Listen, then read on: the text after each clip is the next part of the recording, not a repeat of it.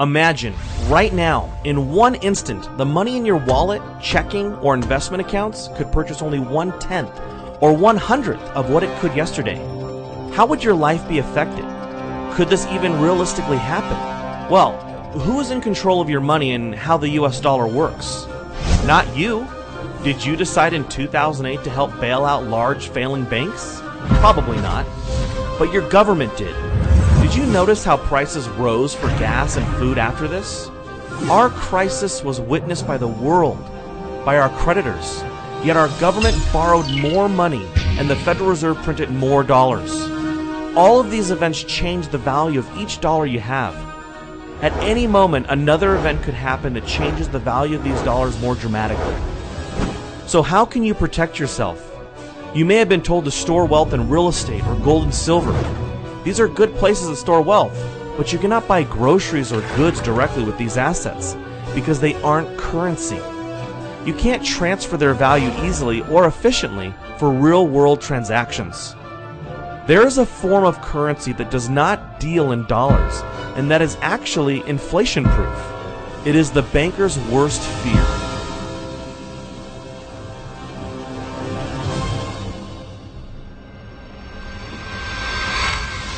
Why is gasoline so expensive?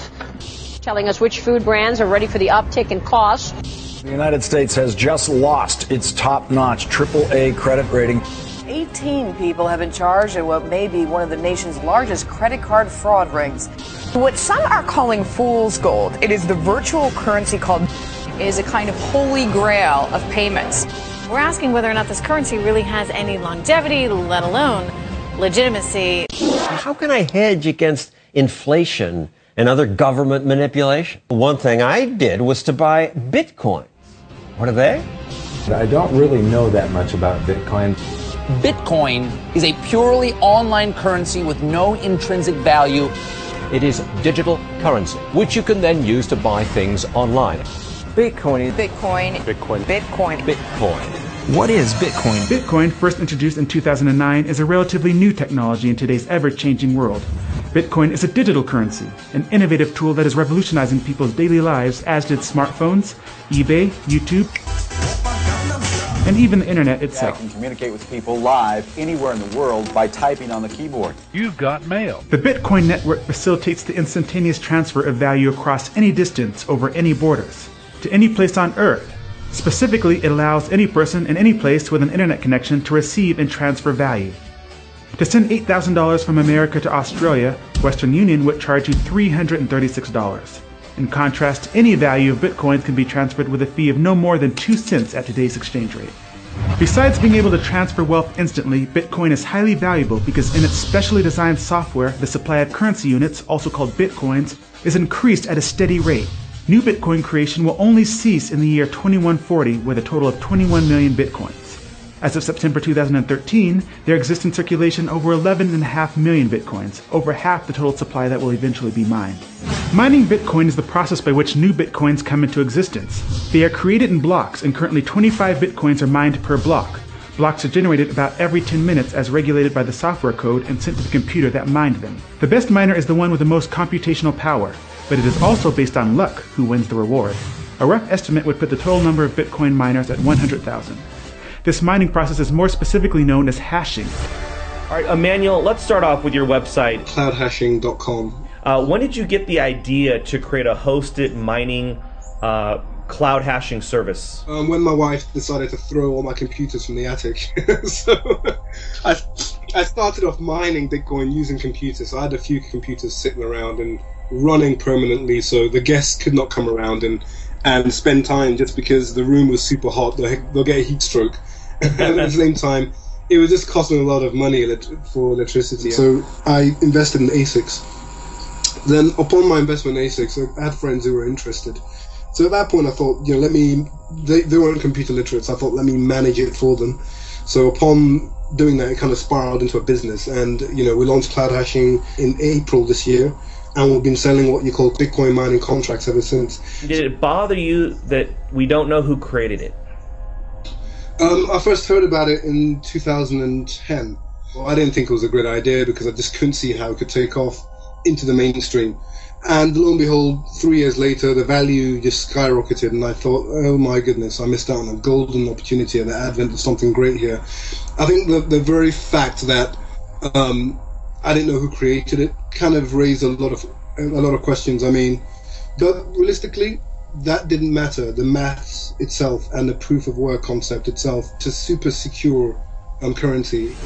It may be hard to trust such a new, strange, and exciting system like Bitcoin. Some, mainly computer technology enthusiasts, already see Bitcoin as more secure than email, online banking, and your E-Trade account. So what made you say, you know what, I'm going to trust Bitcoin? Well, that's a great question. Do you use the internet? I do. Do you trust it? I pretty much have to. You trust the internet. You don't necessarily trust everybody on the internet. No. Right. But you trust the internet. You trust that you go in and type in on your browser and you get to Walmart.com. You trust that's Walmart or whatever. Yeah. And there are legitimate actors on the internet, right? Like Amazon.com. I'm sure you bought stuff there. Mm-hmm. Well, Bitcoin is very similar. It is computer code that's a protocol. Like email, a person would not normally assume anyone in this case can see, delete, or otherwise access their email account without their permission and password. There is one exception in that your email provider could shut you down or even spy on you at the NSA's request. Why should people start taking a serious look at it who want to get off the government's radar? I think it's a very important thing. One thing that we don't really fully appreciate is the level of surveillance that we're under. And now all of your transactions are being databased, archived, stored, and they're going to be searchable forever. And you don't know who's going to be in power in 4 years or 8 years or 20 years. And you don't know what they're going to do with that information. And so why even have that information appear there in the first place? Bitcoin allows you to take control of that and to have it not even appear. This brings us to the topic of centralization.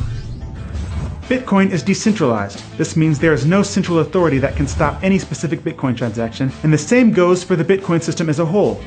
No one can lock or freeze a Bitcoin wallet or address, unlike a bank account. No one can arbitrarily create more Bitcoins than the software program was designed to make.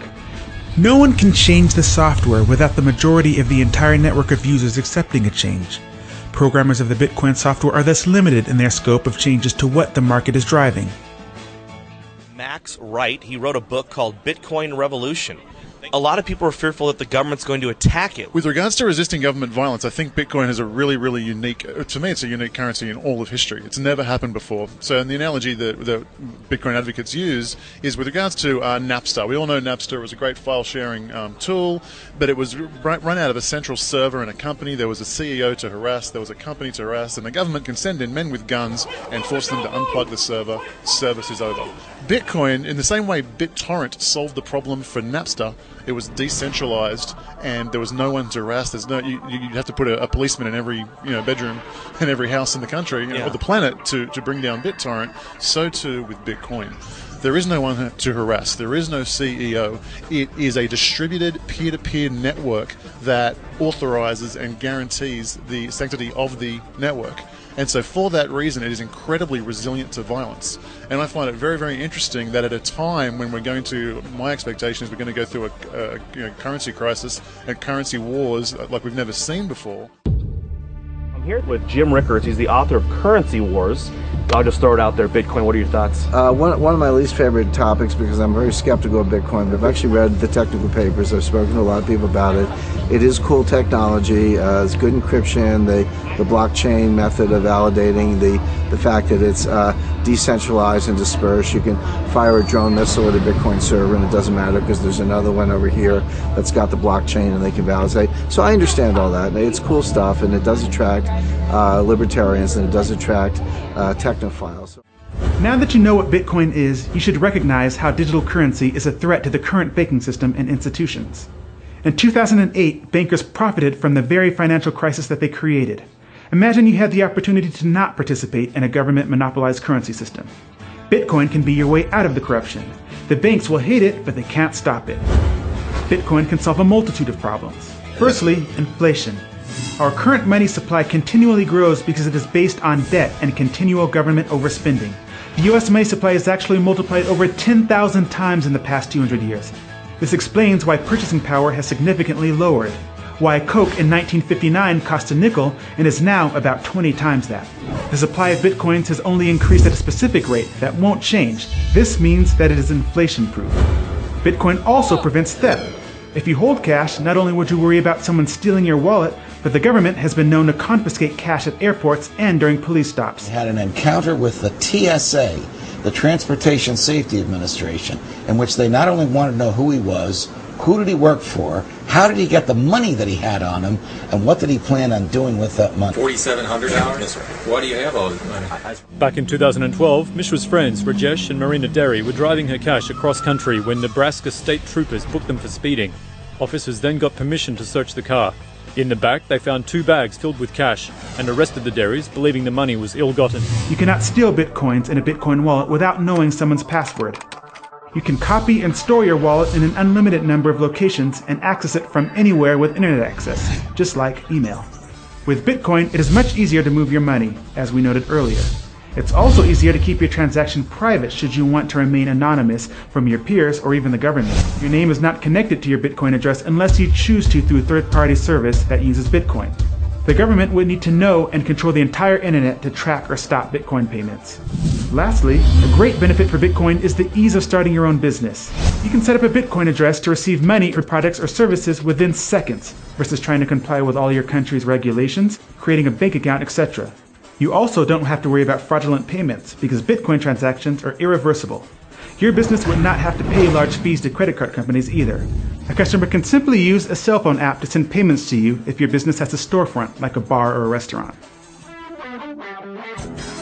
Bitcoin is already accepted on many online websites for products and services including freelance work, donations to organizations, pizza shops, auctions, electronics, web hosting, domain registration, file storage, gambling, music, clothing, graphic design, and even some massive retail outlets like BitcoinStore.com.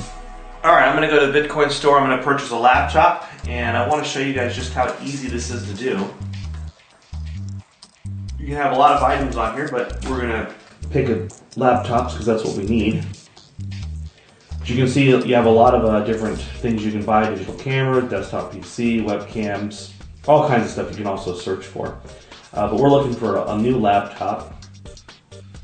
And you can see this is just like going to any other store that would accept US dollars.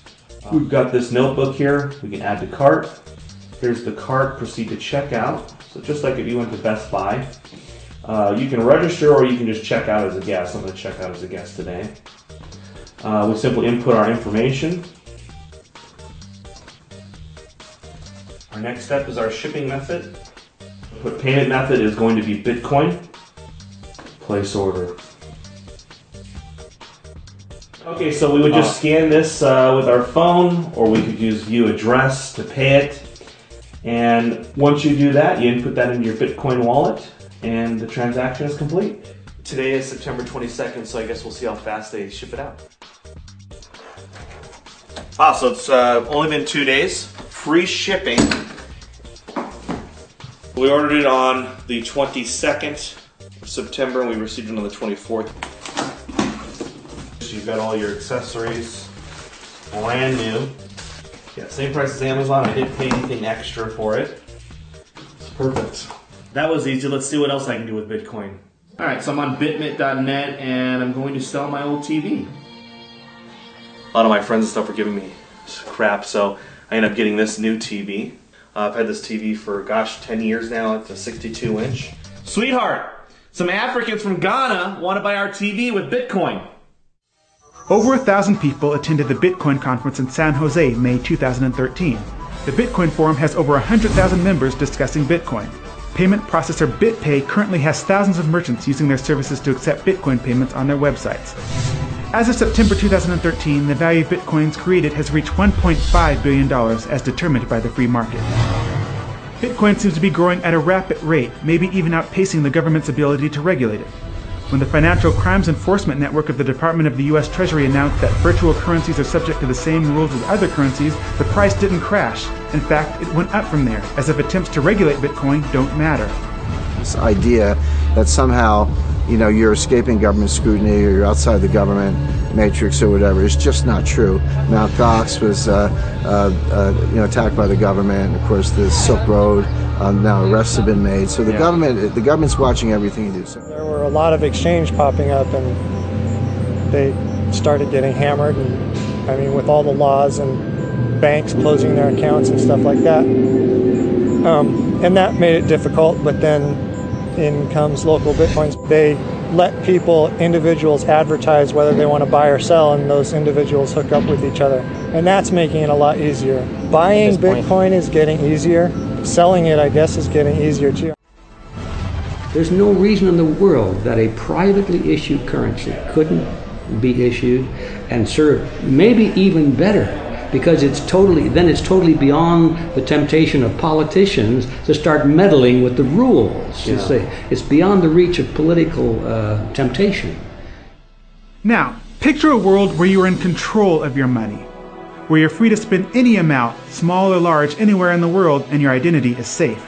Your money cannot be diluted by government creating it out of nothing and then giving it away to banks, special interests, towards wars, or in foreign aid.